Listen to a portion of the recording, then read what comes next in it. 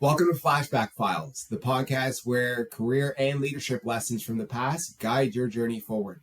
I'm Josh Green, and here we'll explore both my own experiences and the stories of others, unpacking wins, doubts, pivots, and the moments of clarity that shape us as leaders.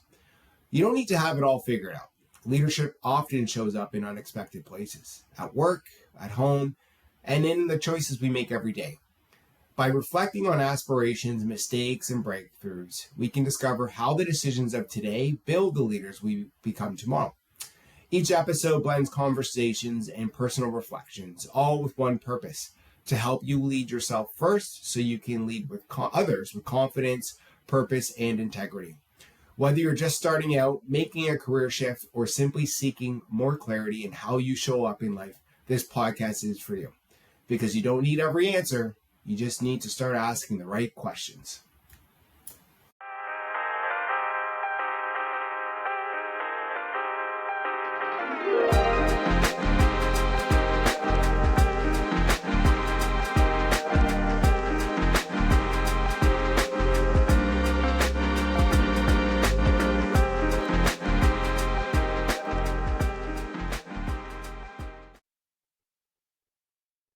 The email said, "I'm now working with Josh Green, who I almost fired." My jaw dropped 8 years later, and that one line brought me right back to my first real job. Let's rewind. First day on the job, downtown Toronto, old brick building, hardwood floors, loft ceilings. There's a pool table in the corner, and people are wearing flip-flops in February. For a kid making $23,000, it felt like success with a playlist. I remember thinking, this is it. I made it. Except I had no idea what I was doing. Mini lesson. Early career dopamine is a trap. Don't fall for the office vibe. Check if the work actually fits for you.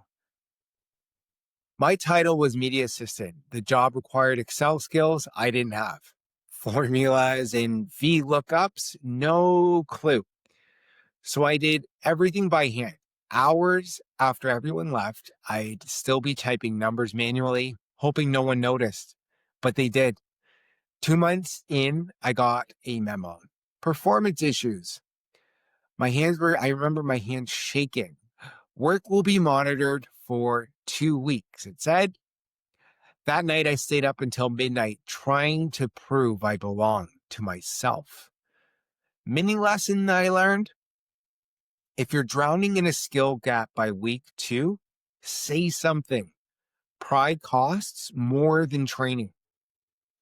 Somehow I survived those 2 weeks. The agency moved me to another team, fresh start, new supervisor, and that was an interesting experience for me because the supervisor I was working for, I thought she was brilliant. She was calm, funny, could run 5 campaigns at once without breaking a sweat, it seemed. I admired her a lot and I wanted to learn from her.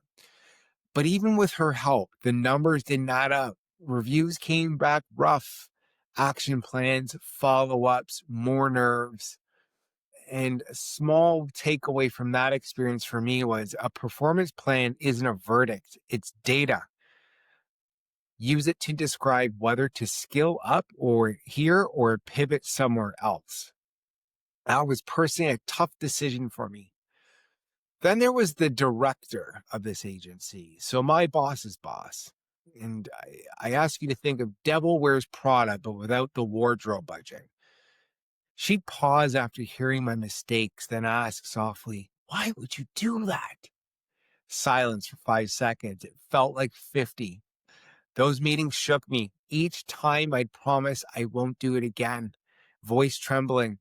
Her comments cut past my work and into me as a person because I let them. So a small takeaway from that experience was feedback is about your work. Shame is about your worth. Take the first, refuse the second. One night after volleyball with coworkers, I finally opened up about how stressed out I was about the job. And it turns out I wasn't alone. Quite a few of my colleagues had a story about her. I laughed for the first time in weeks. And it didn't fix everything, but it helped me breathe. And that's what I learned. Connection won't erase pressure, but it will remind you you're not crazy. After 18 months, I left on my own terms, or at least that's what I told people. Truth was, I was burnt out and ashamed.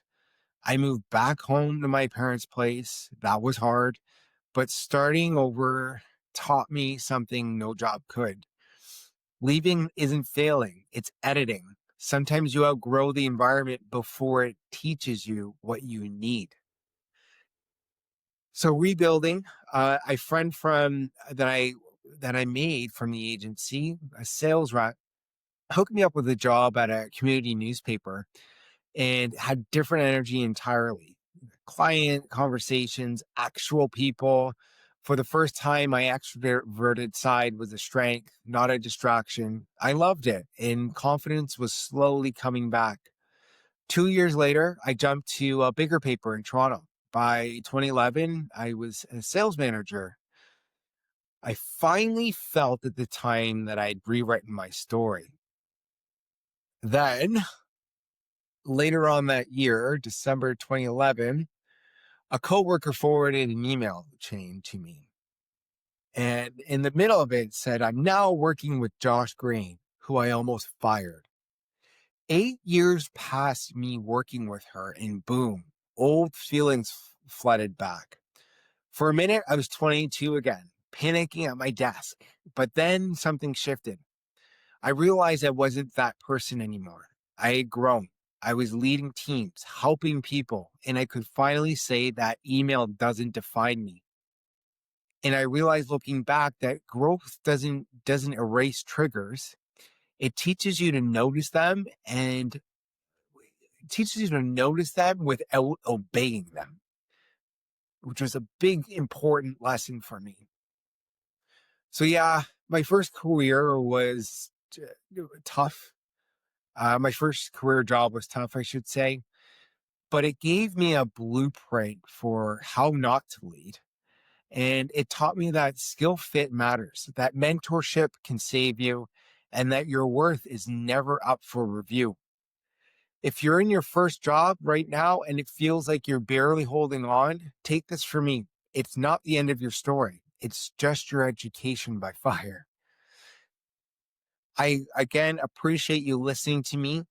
In the future episodes, we will be indulging in interviews. There might be some journal entries that we'll look at sharing to share the perspective of my perspective in my early 20s, but also giving that fast forward look, 20 years later look in terms of, what I've learned from those experiences.